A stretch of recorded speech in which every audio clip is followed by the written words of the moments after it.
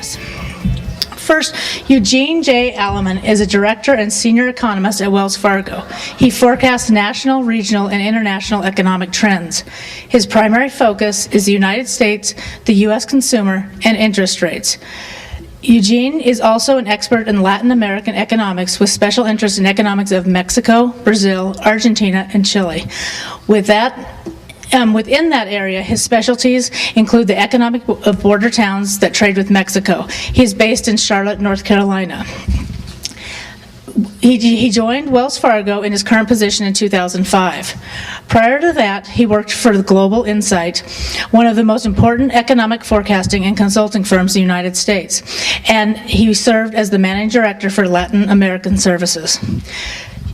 Eugene's commentaries appeared in national publications such as the Wall Street Journal, Los Angeles Times, San Francisco Chronicle, Washington Post, and the USA Today, as well as many national and international media outlets. Welcome.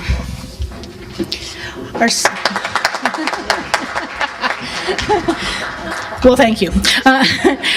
Bryan Lebo, as a 22-year Las Vegas native, graduated from Green Valley High School. He went on to attend UNLV's School of Business. Bryan has implemented his mark on the industry by accurately measuring and predicting market behavior, from running one of the most successful teams during the boom to having the vision to be one of the first REO agents during the recession. Bryan was later credited by the Wall Street Journal for successfully predicting the recent housing boom in 2011 as a result of the pending AB 284 legislation proposals. While consistently among the top rating agents in the association, Bryan has made his mark by producing professional monthly update videos which deconstruct the current market trends and provide insight to the future market trends. Jullian, thanks, Bob. Jullian Batchelor, CEO of the Batchelor Group and franchise owner of Wynn Real Estate Group, believes that determination and drive are the keys to her success. Jullian's continuously exceeds her personal goals in real estate. In 2012, she was deemed one of the most influential women in real estate, with over $135 million in real estate sold. Jullian has been recognized in the top 1% of all realtors nationwide since 2005. The Women's Council of Realtors Las Vegas chapter was honored to welcome her as their 2014 president-elect. Jullian is also currently the vice chair of the GLVA Market Conditions Committee. Jullian believes that the foundation to any successful person is the service to others in need. The growth of the community is of equal importance to her. She's been a Las Vegas native for 20 years. She strongly believes in teaching her children the importance of volunteer and community service, as well as being grateful for the gifts life gives. These are the reasons Jullian, her husband, and 3 children volunteer on a weekly basis at various charities, from building a school playground to feeding the Las Vegas homeless.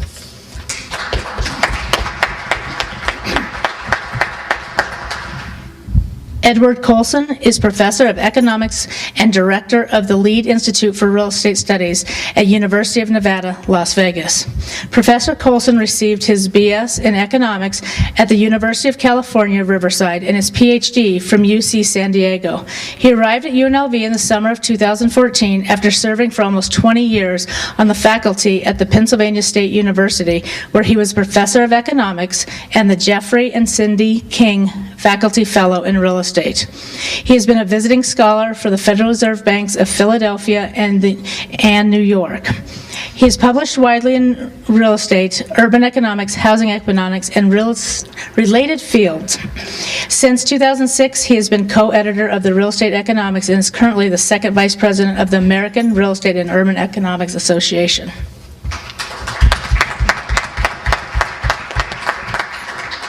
Last but not least, to describe Bob Hamrick, people often use these 3 words: integrity, charisma, and leadership.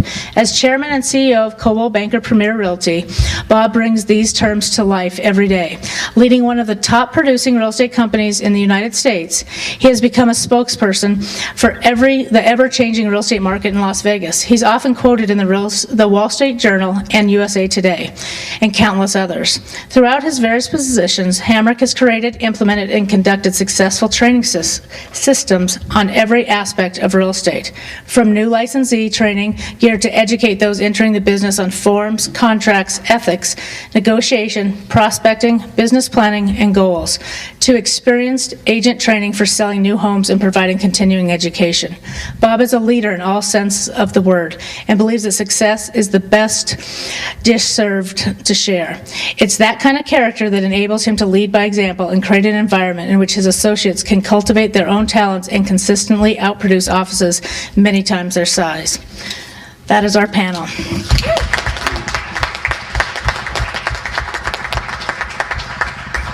Dr. Aleman, we'll start by asking you, can you tell us what's going on in the current housing market and what kind of market are we experiencing? Yes, and I'll do it by going to the, I have some slides to show. I think that I have one, two. Does it work?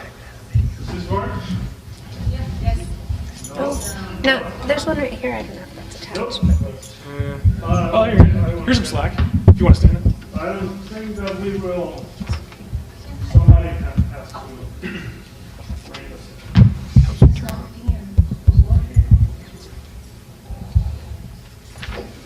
Now I made a mess of it. There it goes. Okay.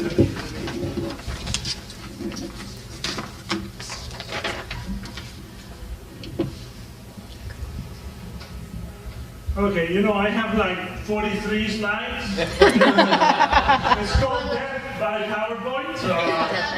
But no, I am going to only talk about the housing market. So here it goes. This is the number 30, so it doesn't. I still have the number 30, so. Just let me know when you want me. Yeah. So here is the national picture for new home sales. You know, my presentation is called the U.S. Economy, Better Times Ahead. But I have been making this presentation since the early part of this year, and I have been including a question mark at the end of that title, or taking it out, all right? So it's either, depending on the day I make the presentation, it's either Better Times Ahead or Better Times Ahead. Today we're very lucky because it's without a question mark. So, but the housing market is still having issues growing at the national level and probably here in Nevada. You can see new home sales are kind of stagnant today, even though if you go to the next slide, housing starts have continued to move up at the national level. So very, very strong, or relatively strong compared to the previous 4 or 5 years. So the prospects for the housing market are good. If you continue with the next one. Existing family home sales are relatively strong also.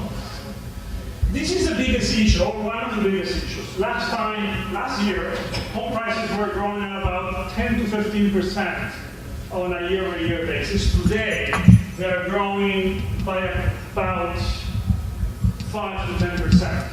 So last year, when the Federal Reserve started talking about tapering,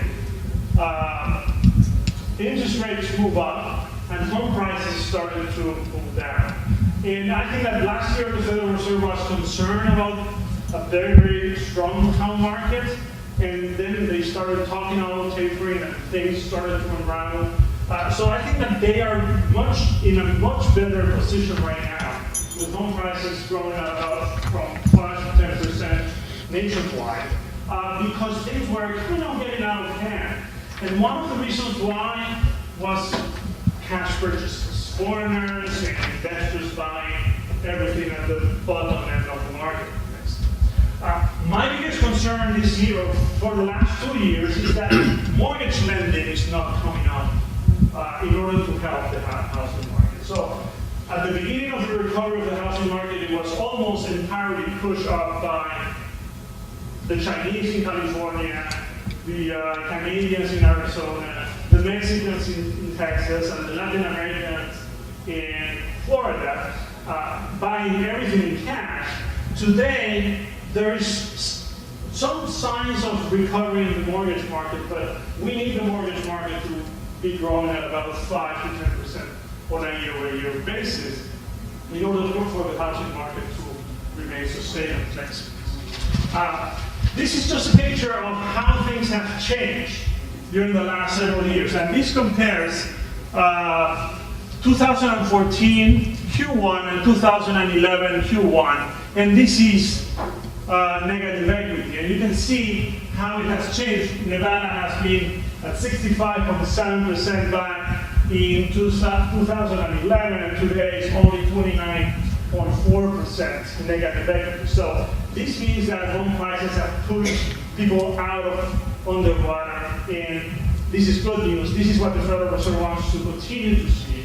So that's why they don't want home prices to continue to go slower or down, because they want to see more people getting out of the water. And that is why they are still buying time until next year to increase interest rates next.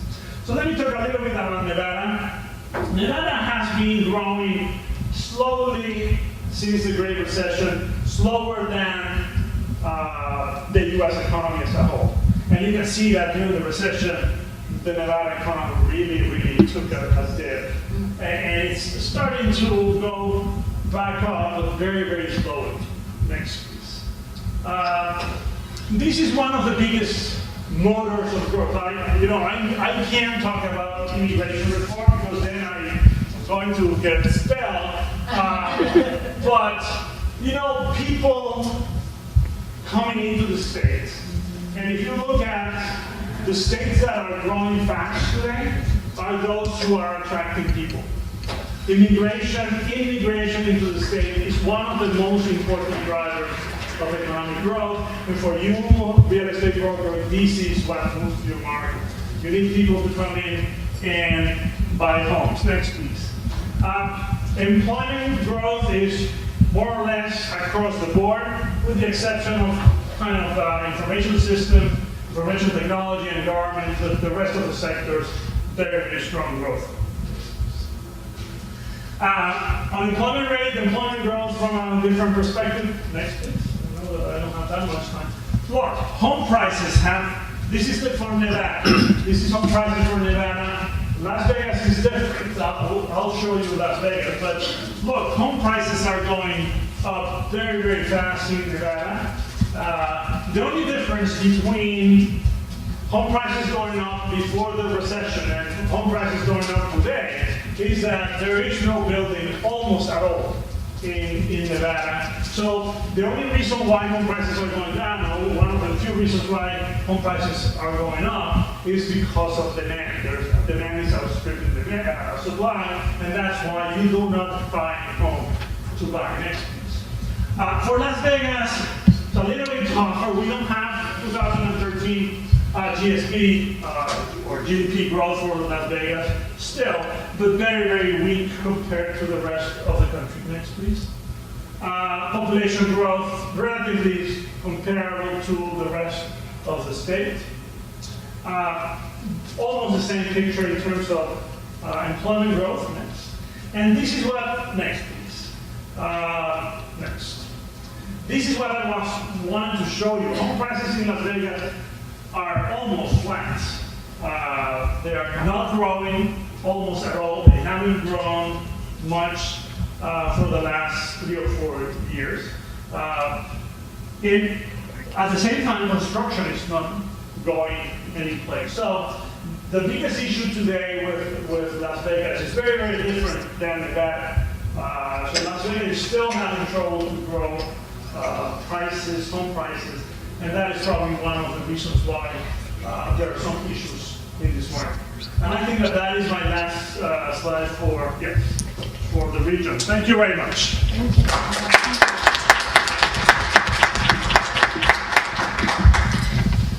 Thank you very much. Next question is for Ed. Ed, can you tell us a little bit what's going on in the Nevada housing market as well? I think that.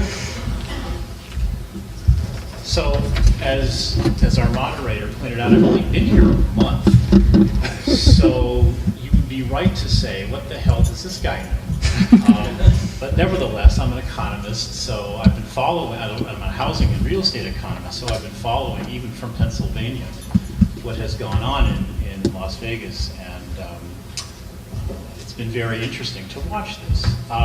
But I actually think that we have different data at the Lead Institute about house prices in Las Vegas. Our data suggests, and I think it's from the same source, that prices in Las Vegas have increased something like 40% over the last 2 years. And that's been the highest growth rate in the nation. So that's pretty encouraging. Now, it is true that construction's been pretty flat, and possibly that's okay, because there's obviously was a lot of perhaps overbuilding here during the boom, and we're just recovering from that. A lot of the price increases have been basically catch-up. What is of interest here is the fact that the home ownership rate in Las Vegas remains very depressed. Figures I looked at this morning suggested that second quarter of 2014, the home ownership rate in the Las Vegas area was only about 50%. And that's way down from both the national average of about 65%, which itself is down, of course, from the top of the boom period. But it's also down from what was going on in Las Vegas. During the boom period, the home ownership rate was 65%, roughly speaking, very close to the national average. Now it's well below.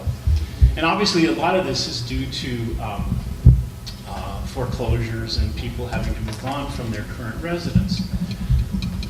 Now, but you couple that with another interesting statistic, which is not generally publicized, and we don't put it out on the in the Lead Institute newsletters. But I looked it up this morning, and the single-family vacancy rate, which the U.S. government does collect, is pretty close to the national average of about 2%. So if you combine the home ownership rate figures with the vacancy rate figures, you come upon a puzzle.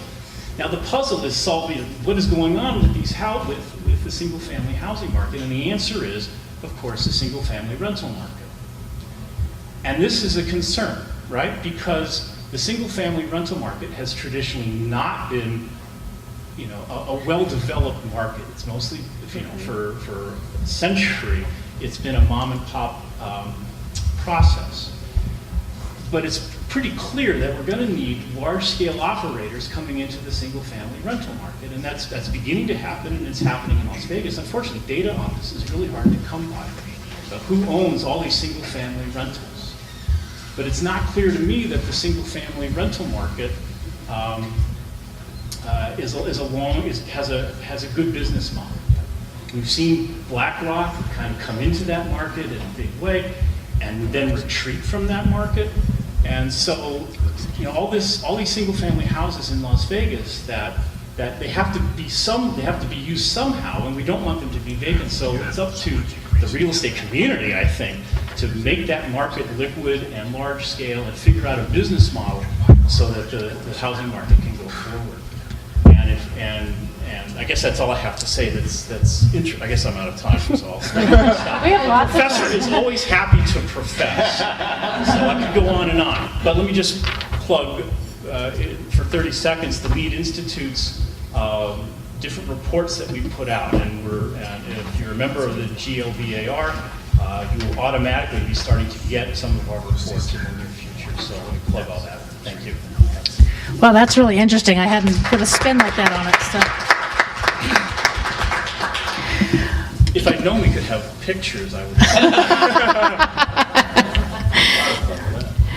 Bob, you're an expert practitioner in the Nevada real estate. Do you agree with the current market conditions, and what is your firsthand experience to tell us where the market currently is? Good afternoon, everyone. It's great to be here. The good information that we heard from the doctors, all I believe accurate, with the exception that I don't know if it's just interpretation of the sales price. I think we all know that we've enjoyed some pretty significant appreciation over the last couple of years. That, in my opinion, over the last couple of months has certainly began to flatten out, and the question of where those prices are going to go into the future, I think, is a realistic question. There's another class that's going on that I think is a quite good one, and that is how to not fail in the real estate business. And we're talking about statistics. I think statistics are very, very important. And as statistics and as markets change, we have to be able to adjust our business to continue to be successful. And the reality is, many of you were successful during 2004, 5, 6, 7, 8, when the market was changing and up to 11, et cetera, and you're still here now. So the real key is to make the necessary adjustments. From a standpoint of sales pace, sales volume, from the standpoint of listing inventory changes, and from the standpoint of price changes, those are three categories that I think are very, very important to watch. And similar to Mr. Lebo, I place or create a monthly video as well as to what's happening in the marketplace. And for the last several months, we've really been enjoying some good appreciation. That, as we're seeing now, is starting to level out. And what we're also seeing is that sales are about 12 to 15% behind last year. Those sales are kind of camouflaged as far as the impact that it's having on us as practitioners because our sales prices are higher. So we're seeing that prices have more than made up for the drop in pace, so we're still making money. But what is happening is that listing inventory is growing. We're at 8,000 properties on the market, single-family residences, and that is up from around 6,600, which was the low that we saw in March of this year. So a pretty significant increase in inventory. So down in a couple classes over, how do we succeed in this business? How do we survive in all different types of economies is what's important for us. What I am absolutely confident in is the long-term picture for Las Vegas and the long-term picture for Nevada. And some of the recent current events that we've heard, one is from an employment standpoint, Las Vegas is leading the country as it pertains to employment. And we'll be employing 30,000 people in 2014 is the prediction.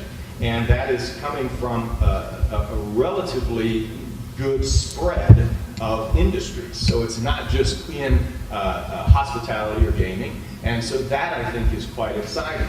And into the future, I believe that is going to continue as well. When you consider the roughly $8 billion of development that is taking place on the Strip, as well as in other areas around our community, the Summerlin Mall being regenerated and coming back to life, those things are very, very exciting to me. When you look at the changes that are taking place on the Strip, and we've gone from building brand new hotels perhaps to taking those that have closed and repurposing them in a way that is very unique, very boutique-ish, and frankly, when you look at the Cromwell just as an example, they were struggling to fill rooms for $99 a night, and they're $300 a night now, and guess what? It's a tremendous experience if you haven't been there. So the innovation that's taking place in our marketplace is very, very exciting to me. So I am very confident long-term things are going to be great. You all know about Tesla, the $5 billion investment that's going to take place for our state. It's going to have an impact on Southern Nevada, a positive impact on Southern Nevada, just as it's, well, not just as it's going to have a positive effect on Northern Nevada. But ultimately, the question of where we're going in, what market we're going to be experiencing through the balance of this year, I'm not able to be as optimistic and confident as I normally am to say it's going to be fantastic. I am anticipating that inventory will continue to rise and that sales will probably be a little flat. I'm not expecting that there's any rationale for interest rates to rise or for property values to increase too much for the balance of the year. So what does that mean? That means as practitioners we have to make adjustments. We have to have good conversations with sellers. We have to ensure that they are truly motivated to sell and let them know what reality is. We have to be effective at reducing prices, and we have to be able to show buyers the options that exist when before they perhaps didn't have as many options as they do now. So I still believe it's a phenomenal place to be. I wouldn't want to be practicing real estate anywhere else, but we have to be responsive to the things that are taking place in the market. Very good. Thank you, Bob. Bryan, how about you? How do you see the future projections that Edward gave us affecting industry? Can I get a one? You can do whatever. You got the chance, so I'm going to chance. Wow. You got it. All right. So I'm a little bit different. Bob actually made some great points. I agree mostly with what you were saying in every capacity. We all care about where we're going, not so much about what happened. But to understand where we're going, we have to understand how we got to where we're at. I'm a big purveyor of fundamentals. Common sense, call it whatever you want. The problem with our market is how we got here.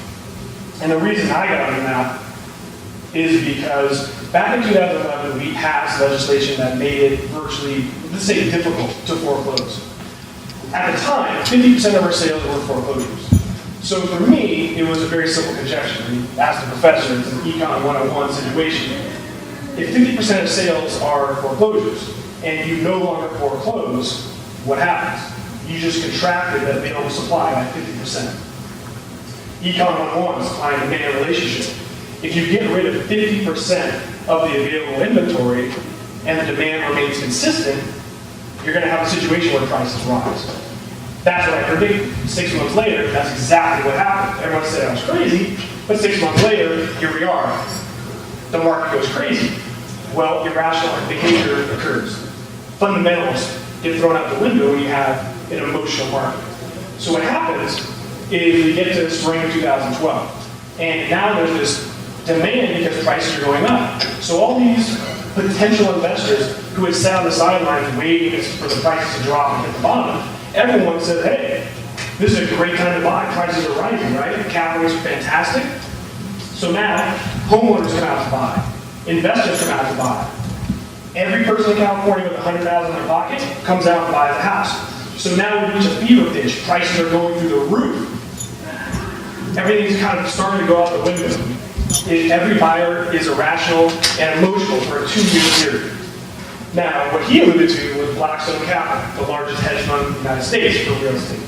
Colony Capital. First time in history, we have hedge funds coming in and buying properties.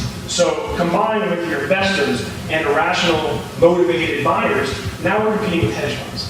So they're Blackstone alone was buying 2,000 properties, Colony Capital, 1,500 properties in 1 year. It's unprecedented. So we have this heightened demand. 60% of sales were cash. Okay? So we went up almost 60% in a 2-year period. This year, even, we're up 11% from last year. So this is fantastic. But did any of this make fundamental sense? Did a business come into town and create a job? Did we hit oil? No. We manipulated the market by passing legislation to manipulate our supply. The problem is anytime you manipulate in one direction, eventually it swings the other way. Look at any business, the .com. Businesses weren't worth what they were valued at, but it was hopefully potential. Swung one way, it swung the other. Housing boom, 2007. You give money to people who shouldn't be buying homes in a normal market, swing back the other direction. My concern at this point is where we're at and where we're going. Prices were too low. We can all agree that it didn't make sense. But is it fair that we went up 60%? At this point, when you look at where we're at, there's a lot of concerning factors in the market. All these investors who purchased, if the market plateaus or looks like it's going to go down, what do you think they're going to do? Most of these investors bought on 5-year plans. So if you're an investor who lost some money in 2008, you go, hey, oh, Vegas might be going down? Cool. Once that 10 is out, let's cash out. That's a potential. You look at the prices of homes, you look at new home sales. If you look at a historic model, there's never been a time ever where the median price for a new home versus a resale has been so disproportionate. Never. I can show you, it'll blow your mind. The last statistic was $113,000 median price difference. You can play it any way you want, but Vegas has never operated on that kind of a model. So now we're in a position where prices have plateaued. For the first time, 2 months in a row, the median resale price is $200,000. First time we've plateaued. Fine, great, no problem. How Bob alluded to, inventory is consistently rising. What isn't reported in the public is 18 weeks in a row, our inventory has consistently gone up every single week. 18 weeks in a row. Kind of cause for concern. What's more important is purveyors say we should have 13,000 homes in the market. We only have, at this morning, we have 7,800, okay? Single-family homes. A third of these single-family homes are sellers who are so overpriced. Any realtor in this room will agree, a third of the homes on the market are worthless. They're outliers. But the sellers are living in 2013, not in today. Any moment now, people are going to realize that this is not the market you think it is.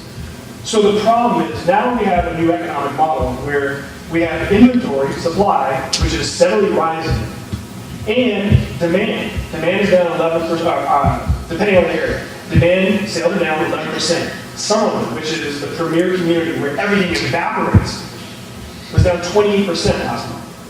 28% from last August. Nothing happened. 28%. Because prices went through the roof in summer. So now people are going, whoa, this doesn't make any sense. New home sales? Lennar, they lowered the prices on new homes 2 days ago. That's the last thing you're going to do. No one's talking about it. The major concern to me is look at the inventory. If we're supposed to have 13,000 homes, which I don't agree with, to be a fair market, right now we've already plateaued. Any realtor will tell you it's a pretty fair market out there, but we only have 7,800 homes and a third of them are overpriced. So effectively, we're operating with 5,000 homes. Can you imagine if we doubled our effective inventory? It would be a buyer's market. It would be tremendously a buyer's market. Combine that with the potential. What if investors cash out because the market starts to go down? So the two things I want you guys to pay attention to is the inventory. How much is the inventory for how long is that going to continue to increase? Do investors jump ship? The most important thing that I'm looking at isn't even a metric. It has to do with trends. We don't know what's really going on, but the media isn't reporting what's really going on. Everything you read is kind of a positive spin. Oh, home prices are up 11% from last year. Oh, that's one thing which is accurate. But you haven't reported inventory rising. You really haven't reported that sales overall are down. New home sales are down between 25 and 30%. Not kind of being glossed over here a little bit. Why did new homes blow up? Because you had so many buyers that were disenfranchised. You're a regular blue-collar guy working a job, you try to get a house, and you get rejected 10 times in a row because there's so many cash offers. So what do? You go, you know what? That new home, you know what? They're going to take my offer. They'll take a VA. They'll take an FHA. So you have all of these buyers that were buying overpriced new homes where the same house down the street was worth a lot less. Let's just consider the possibility. What if these new homes that are $113,000 higher than the median price? Let's just say $50,000 than the house down the street. You paid $50,000 more for your house than the house that was existing. Let's just say, for instance, you have to get divorced next year and you have to sell your house. And I come and tell you that I'm sorry, but with the commissions, with transfer taxes, everything, you're down $50,000, $60,000. Well, does anyone realize that any loan after October 2009 is non-recourse? So this same FHA buyer who bought this house, who had a short sale 3 years ago, who went through the whole process, now they're upside down. But when they consult with someone, they find out that, hey, guess what? There's no recourse. You can just walk away. There's no problem. No one can come after you for their loss. That really adds another layer to it. So my major concern really is how the media is going to portray this in the next few months. Once the word gets out that, hey, there may be some problems out there, how the media reports it is going to dictate everything. Because obviously sellers, once they read that, will believe, okay, now that I read it or saw it in the media, this is real. They don't believe it's real in front of them, they have to see it, and then it becomes solidified in their mind. So sellers will start lowering the prices and getting aggressive, especially if fear dictates. If they're scared that, hey, if I don't sell today, I'm going to lose 10%. Buyers, we've already seen, buyers don't have a sense of urgency. Why would you? You've seen price reduction, this house is sitting. Buyers don't have that sense of urgency. If the media starts portraying that, hey, prices might go down, hey, there might be some problems here. Buyer behavior, that creates a really negative trend.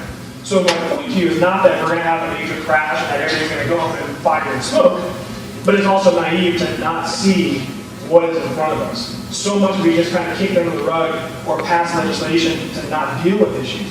We still have 54,000 homes that aren't paying mortgage. They're 54,000 homes. So you have to be naive to not think Do you really think that 54,000 people are going to all of a sudden make up 4 years of mortgage payments? At some point, we have to address and deal with these 54,000 homes. How and when? Well, that's a great variable. We don't know. But the bottom line is I just want you guys to really think it through and realize and see that there's a huge potential out there for the market to plateau and potentially go down substantially. Not saying it's going to happen, but you also have to really look at this and say, hey, it is possible. To what degree of severity does the pendulum swing back? We don't know. But keep an eye on inventory and really follow the media. And that's what happened in 2008. The media said, hey, we might be heading for a housing bust, and everybody said, we're going to wait a year. And then it's a self-fulfilling prophecy. Everyone waits a year, if no one buys, prices go, they plummet. It's just the way it works. So that's my greatest concern, is that this occurs again, is that the good times are over and buyers hesitate. So that's my spiel, that's my contrarian.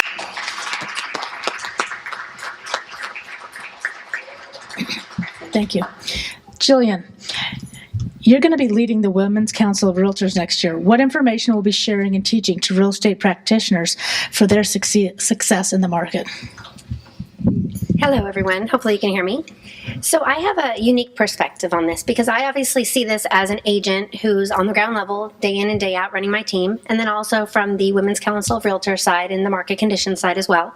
Undoubtedly, we've seen a change in the market. We've seen a massive appreciation, I would say, over the last few years, and we've also seen inventories rise. We have definitely experienced that, and we understand anyone who doesn't see the forthcoming that our market is steadily slowing down as far as activity is just not really looking at the realistic picture. And yes, and I try not to be redundant, but yes, we are seeing thousands of homes on the market that are actually not available on the market, but thousands of homes in the marketplace that are in some form of default. But in our speaking through market conditions, Women's Council of Realtors, and so on committees, we've spoken with a lot of CEOs, bank representatives, presidents of banks, and they're looking at ways to alternatively dispose of their assets. So obviously we're not seeing them come on the market as REOs any longer. We're seeing some banks just sitting and waiting, doing nothing with their property. I'm sure you all know people who have been in their homes 4 years, not made a mortgage, 5 years, not made a mortgage. We've seen a lot of clients lately this year get contacted for a deed in lieu, and very little motivation on sellers or banks to push through any short sales. So we're seeing that happen, and to allude to kind of what Bryan was saying, it's definitely, that's manipulation alone. The banks are manipulating by not taking back these properties. They understand. And what was funny is a year and a half ago, the CEO of Bank of America and CEO of Wells Fargo came to our market conditions committee and said to us, we do not plan on doing another massive wave of foreclosures, because when we take back this property and we re-lend that money to a new buyer, and at that point they said, get 4% appreciation on our money, or on the interest rate, versus we could just sit and wait, not foreclose on this property, and make 30% in the next year, which is a better route. And when you're looking at $1 billion, $10 billion, 30% is a big number, and they knew this was coming, and that's why they stopped foreclosing. Of course, there was manipulation, but foreclosures are down in other states that don't have AB 284, don't have SB 300 and SB 321. So there were foreclosures down all over the board. The banks saw this coming, and a year ago, a lot of the major corporations, as you can see, of course, they sold off a lot of their bad assets, but they also moved a lot of their employees internally from the REO department to short sales into other departments, and actually laid off a lot of people as well. So they knew this was coming. They manipulated it themselves, not just in Las Vegas, but in the country. So we see that happening, right? We understand that. But to also speak about what Bob was speaking about, if anyone's in touch with what's actually happening in our economy, we have over $7.5, almost $8 billion in projects in some fashion or another coming online between 2014, 2016. The Lynx was one of those projects. Some are already established. But in that $7.5 billion, there's going to be construction jobs, there's going to be retail jobs, there's going to be hospitality jobs, and so on and so forth. That's also going to create buyers and sellers. So we have to see that there's opportunity there. So when I'm speaking to our agents at the Women's Council of Realtors, or even the agents on my team, I explain to them, you need to understand your client and understand your client's needs.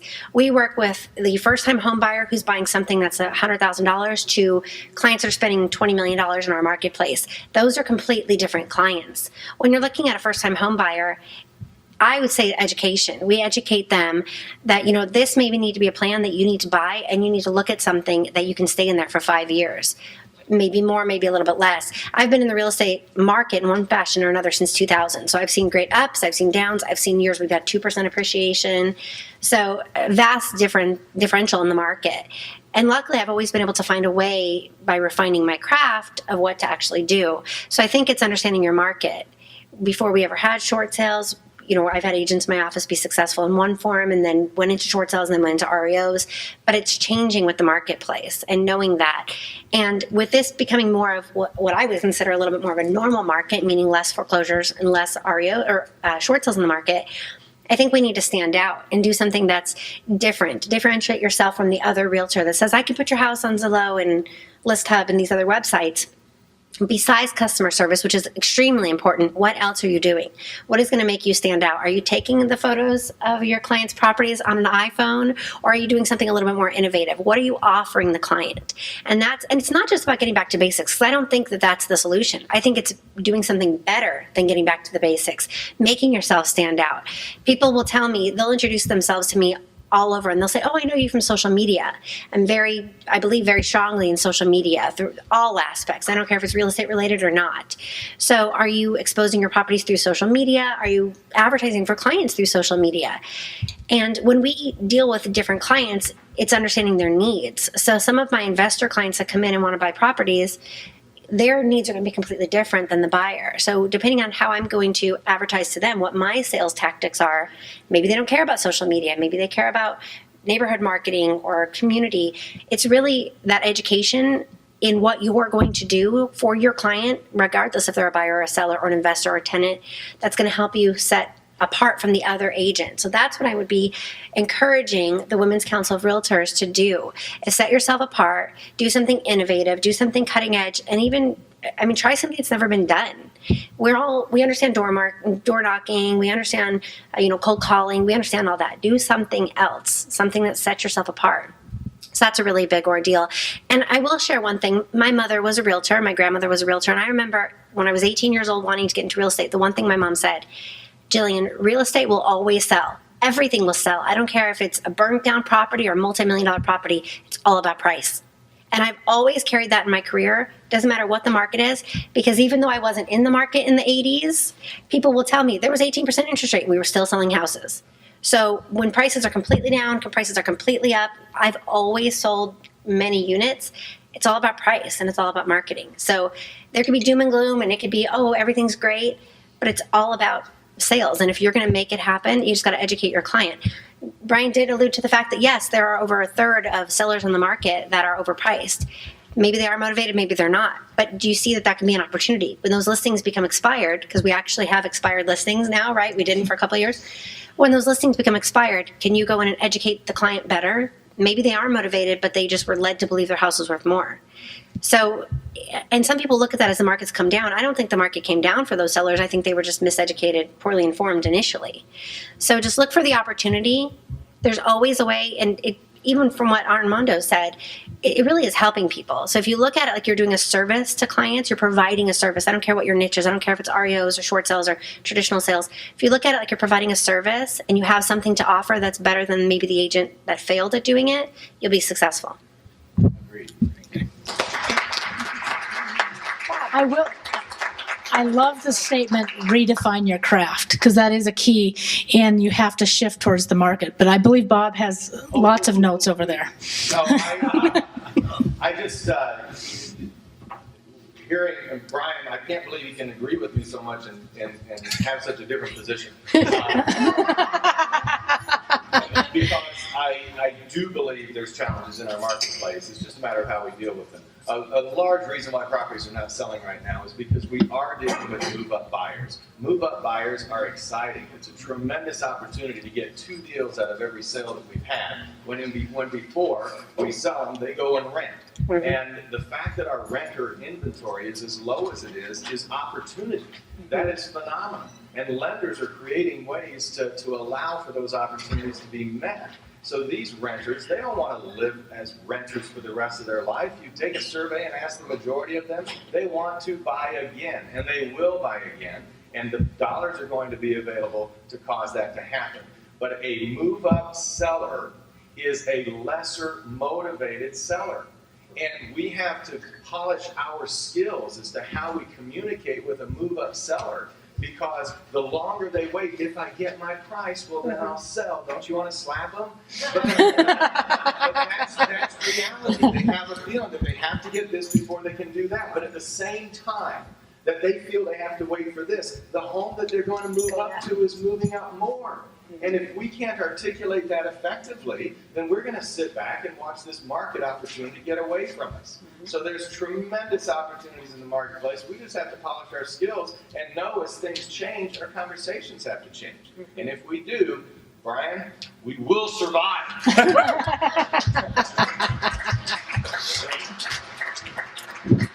Yes, I have a question in the back. Well, it's going to be a question for Bryan. You touched a little bit on it. This market. If you take the money that's coming in from outside out,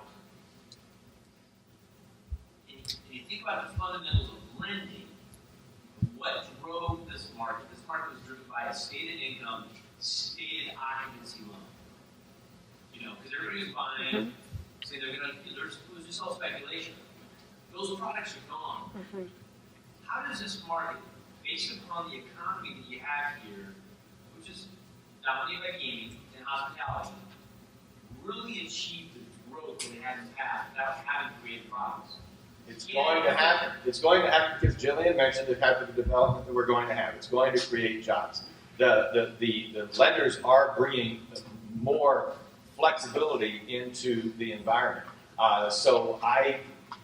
Boy, I just had a great one that I lost. So I'll think about it and share it with you. But the bottom line is, I am certain that our market is going to continue to improve, and financing will be there for all buyers to be able to leverage. Can I give Jullian? I just wanted to give an example, and this is a small scale example, but I don't know if you guys know what happened about 2.5, 3 weeks ago. School started. Well, when school started, I don't know if you saw all over the news that the public school district was saying that they had a vacancy over 600 positions. Granted, 600 positions is not a lot, but I want to use this as a small example. And you know what they said were happening? They were actually getting teachers from different states. So an agent in my office, I said, wow, that's a great opportunity. Okay, obviously not all 600 agents came from different states, but I said, these are teachers. Granted, they're not the highest paid employees, we understand that. But these are people moving here, people maybe selling homes from other states, maybe coming from states where the cost of living was more, but they were incentivizing a lot of these teachers to come here. And I said, wow, that'd be a great opportunity. Why don't we try to market to some of the school districts, see if we can get in and talk to some of the teachers while they have subs, and teachers are still coming and then since that, so that was 2.5, 3 weeks ago, I have an agent in my office that has 3 teachers in contract right now. Small opportunity, but an opportunity to be had, which is what I'm saying, if we focus on the opportunity. So we see that the jobs coming online in the next, under 24 months, let's say 20 months or so. If we look at some are going to be construction, some are hospitality, how can we get in with those unions? How can we talk to some of those people? Medical is still growing in Las Vegas because as our population grows, people are going to get sick, people are going to get hurt, right? How do you get into the hospitals? How do you get into those people? Because they make good money, right? How do you get in front of those? Firefighters, they're still making great money. Police, fire, military, how do you get into those places? A lot of our clientele comes from the base. We do a lot in the northwest part of the valley. We advertise directly to them. When we get a listing on the market, I was just telling Bryan, at 4 listings last week, they went under contract with military buyers. They were my listings, so they had agents most of the time, but we advertised to them. So it's finding the opportunity. I've never been an REO agent, so in order for us to close 150 deals plus on my team a year, between myself and my husband, so 2 agents closing that, we've had to do every client individually. It's never been just one client that gave me 150 deals. So I have had to go out there and hunt. And in really my business, my husband will tell you, one of my famous lines is, we're hunters. We're not salespeople. We're hunting for opportunity. We're seeking the opportunity to help people, because that's what you really are doing, buyer, seller, whatever the capacity is, and you're hunting for that business. When you become the huntee or not hunting for your actual meal, you're not going to survive. But you need to hunt with the right priority in mind, that you're helping people. It's not about making a buck. It's about helping people, and ultimately that will turn into success. Very good. You have a question? I have a question. Did you put into an equation that I have a listing that was sold from Bank of America to Wingspan, and now it's told it's bought by State of Vermont. So they're buying properties now.